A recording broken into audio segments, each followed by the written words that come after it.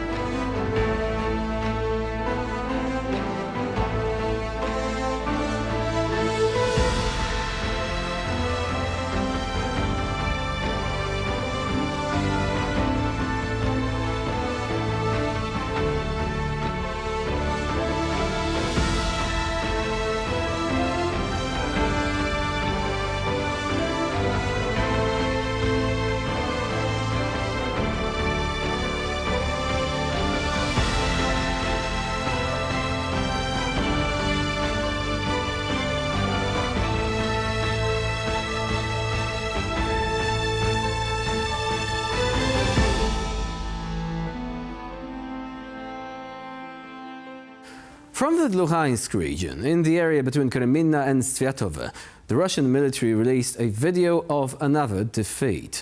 This time the vehicle lost was an old UAZ 452, better known as Vybuchanka, which is Russian for bread loaf. The results are clear. The video, which was filmed by the Russians themselves, by the way, shows what is left of the vehicle: torn out doors and scattered remains. Judging by the footage, the vehicle was carrying personnel, although their fate is not mentioned specifically. Прилетела сзади, получается, она залетела в левую сторону. Вот. Открылись дверки, тут были канистры у нас. Считай, вспыхнуло, канистры вылетели, загорелись. Все, машину вправо-влево. Держали, остановились, выбежали. Потом колеса поменяли на дороге. Вот. Поехали.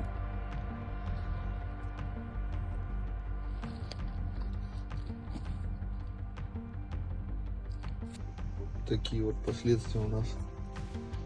Здесь вот прошло, вот прошило. Здесь осколок вообще застрял. Самое интересное внизу автомобиля. Раму порвало, краб вырвало, разбило тормозной барабан, тормозной щиток. С колесом я вообще молчу. Что было? Судя по всему, взорвалось под правым колесом, и в эту сторону все пошло.